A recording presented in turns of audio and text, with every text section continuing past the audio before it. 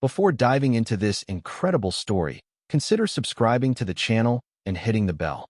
Every story here has something to say, and you won't want to miss a single one. The restaurant The Mirror, nestled between two discreet facades on a chic avenue of Los Angeles, didn't look like much from the outside. A simple polished brass plaque indicated the name, soberly engraved, like a secret whispered to those who knew how to listen. But once you crossed the threshold, it was another world. Frosted glass doors opened onto a space bathed in golden light. Crystal chandeliers hung from a vaulted ceiling, casting a soft, almost dreamlike glow that reflected off champagne and wine glasses set on white-clothed tables. The polished parquet floor gleamed like a mirror, true to its name, and the walls were adorned with anonymously signed contemporary art from the owner's private collection. Musicians played soft jazz, a discreet trio set up in a corner, whose saxophonist seemed to be whispering secrets to the night. Each waiter wore a tailored black suit, immaculate white shirt, and fine gloves. Their gestures were precise, their voices low, and their smiles measured. The menu, with no prices displayed, was reserved for regulars. Here, you didn't order, you suggested something, you trusted the chef, and you let yourself be guided. You didn't ask about the price, because if you had to ask, you probably couldn't afford it. It was the kind of place where successful film producers, rising and falling actors, heirs to industrial dynasties, Silicon Valley stars, and new Instagram icons would effortlessly mingle, snapping photos of themselves with their food before eating it. Elegance wasn't just a dress code, it was a social code. That evening, the luxury ballet was interrupted by a silhouette going against the flow. A man entered alone, gently pushing open the glass door, almost reluctantly. He didn't immediately attract attention. Dressed simply, dark jeans, a slightly wrinkled black t-shirt, a cap pulled low over his forehead, a barely trimmed salt and pepper beard. He wore no visible signs of wealth. No Swiss watch, no designer jacket, no overpowering perfume. He lacked the confident demeanor of a regular customer. His gestures were gentle, almost hesitant, as if he were trying not to disturb anyone. He walked slowly to the reception desk, surveying the space with a mixture of quiet curiosity and discreet familiarity. He stopped, placed a light hand on the varnished wood of the reception desk, and said in a low, calm voice, "Good evening. A table for one, please." The waiter in charge, a young man named Mark, didn't even look up right away. Busy scrolling through messages on his phone hidden behind the counter, he let out an annoyed sigh before finally looking at the stranger. His gaze quickly swept over the clothes, the beard, the cap. Nothing impressive. No sign of power or money.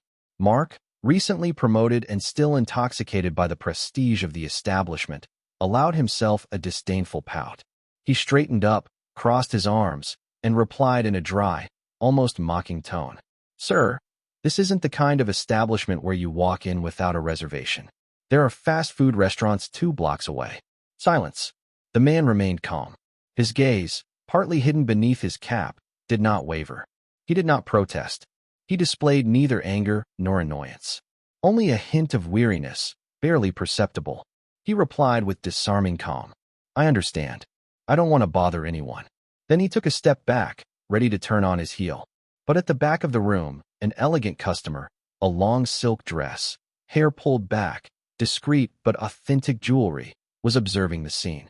She narrowed her eyes, stood up suddenly, and walked quickly toward Mark, her face etched with indignation. "Wait a second. You just refused entry to Keanu Reeves. Are you completely unconscious?" Mark looked at her, amazed, then burst out into a nervous chuckle. "Keanu Reeves? Are you kidding me? That guy looks like a tired biker, not a Hollywood star." He turned back to the man, now frozen by the door. And that's when he finally met his gaze. A gaze so many people had seen in movies, but which, facing him, had something even more piercing, more human. Another waitress, Clara, approached, her eyes wide with recognition. She placed a hand on Mark's arm and whispered incredulously, "That's him. I saw him in John Wick, in The Matrix. It's Keanu. He comes here from time to time. He's just very discreet. He doesn't like to attract attention." Mark's face paled. A cold sweat slid down the back of his neck. He had just missed not only a global icon, but also, as he would learn in a few moments, the restaurant's true owner. The whisper had fallen like a velvet curtain, and no one spoke anymore. Cutlery had come to a standstill above plates, phones hovering midair in trembling hands. Time seemed to have slowed down in the hushed sanctuary of the mirror. The air itself had grown thicker. It was in this suspended silence that the rapid footsteps of Monsieur Laurent, the restaurant manager, echoed on the parquet floor. He strode through the room with a brisk step, recognizable by his elegant, almost choreographed gait. Usually always in control of himself, Laurent displayed a visible, unusual panic this evening, as rare as a false note in an opera. He caught sight of Keanu Reeves, standing inches from the front door, ready to leave. His back straight, his hands in his pockets, his gaze peaceful but firm. "Mr. Reeves," he said breathlessly, slowing down just before reaching the actor. "1,000 apologies. If I had known you were coming tonight." Keanu turned slowly, as if emerging from meditation. He didn't seem offended or angry. He simply carried that calm that's more disturbing than fury. He stared at Monsieur Laurent, then bowed his head slightly in greeting. His voice, when it rose, was soft but sharp as a blade of glass. "It's not important." He paused. The air seemed to freeze for a moment. "Actually, yes. It's very important." Her gaze then slid to Mark, the young waiter, whose face, livid, was nothing but confusion and terror. His jaw clenched. He looked down, unable to meet Keanu's gaze. "I came incognito, as I often do," he said in a calm voice. "I like to see how people treat those they don't recognize. Those who, to a conditioned eye, don't seem important." A shudder ran through the room. The stunned customers wondered how far this revelation would go. Some, who had glanced askance at the man in the wrinkled t-shirt upon his entrance, were beginning to blush inwardly. Keanu took a few steps into the room, his soles muffled by the thick carpet. He now stood in the center, beneath the restaurant's largest chandelier. "This restaurant," he said slowly, "I co-founded it with a friend a few years ago." A murmur rippled through the room. Clara, the waitress, widened her eyes. Even Monsieur Laurent, who was already aware of the silent shareholder's identity, seemed to be rediscovering the gravity of the moment. "I'm a silent owner. I've never said it publicly, because I wanted this place to speak for itself. A place of elegance, certainly, but above all, a place of respect, of warmth, of humanity." He then turned to Mark, who stood frozen, his badge trembling slightly on his chest. "What you told me," Keanu retorted in a neutral but relentless tone. "I'm sure you would have said it to others. To poorer people, older people, to those with darker skin, or an accent from somewhere else." Mark tried to open his mouth, but the words wouldn't come out. He stammered, his eyes misty, pierced by Keanu's unfathomable stare. I didn't know. I just thought." "You thought you were judging," Keanu cut in gently. "Like so many others. But here, that's not what we teach. That's not what I want to teach." He then turned to Monsieur Laurent, who bowed his head respectfully. "I'd like this young man to take a week off. Not to punish him." He turned back to Mark, and his eyes were no longer hard, but filled with a gentle firmness. An outstretched, invisible hand.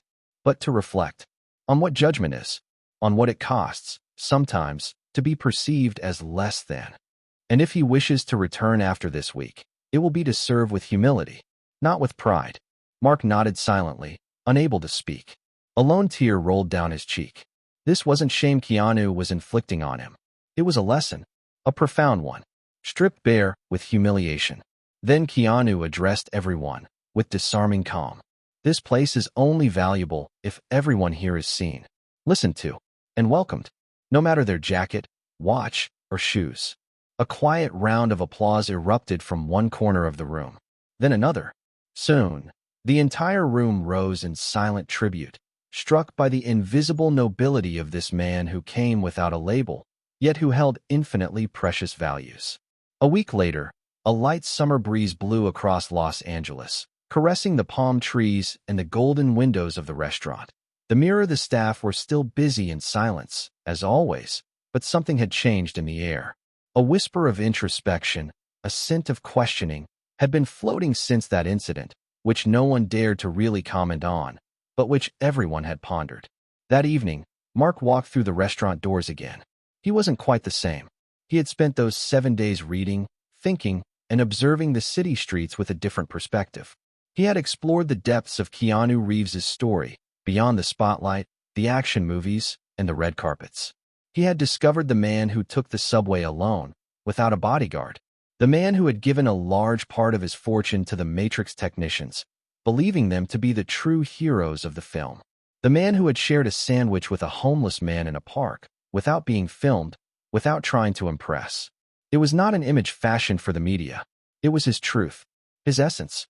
Mark, dressed in his impeccable black uniform, but with a more sober, upright posture, slowly entered the room. His gait was no longer arrogance, but a new, almost palpable humility. Keanu Reeves was back that evening. He was sitting alone at a table by the bay window, reading a small leather-bound book. He looked up and caught Mark's eye as he approached cautiously. "Mr. Reeves," said Mark, his voice slightly trembling. "I don't know if I deserve a second chance, but I'm here to improve." He took a breath, and his words came out in one breath, like a long-held confession. "I understood that my uniform did not make me a better man than the one I serve. I understood that to judge is to close the door on others and on oneself." Keanu gently closed his book and gave her a serene smile, full of gratitude, but also wisdom. "That's all I wanted to hear," he said simply. "Nothing more. No speeches. No grand theatrical forgiveness. Just the naked truth, shared between two men who, a week earlier, had seen each other only as masks." A few weeks later, a plaque was discreetly installed at the entrance to the restaurant. The mirror, it was elegant, engraved in a matte black metal, sober, without excess. She said, "In this place, we do not judge a man by his clothes, but by his humanity." Inspired by the man who remained humble at the top, Keanu Reeves. The first customers to read it stopped, surprised. Then they smiled. Some even discreetly touched the plaque with their fingertips, as if to absorb the truth. From then on, the mirror was no longer simply a restaurant where people dined under crystal chandeliers and where the menus displayed no prices. It became a place of memory, a discreet but powerful symbol. The servers now greeted each customer with a sincere look. The staff had undergone training in inclusion, dignity, and listening. Gestures had changed. So had looks. Even the regulars, accustomed to privileges, felt this transformation. Here, no one was above the other. And every evening, without anyone saying it out loud, the luminous ghost of this founding incident hovered gently, reminding us that sometimes a simple misunderstanding, an error of judgment, can become the starting point of a collective awakening. In a room that was still as luxurious as ever, dishes were now served filled with respect, restorative silence, and humanity.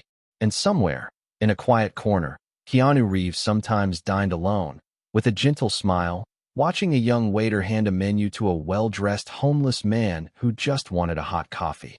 Because now, at the mirror, everyone had their place.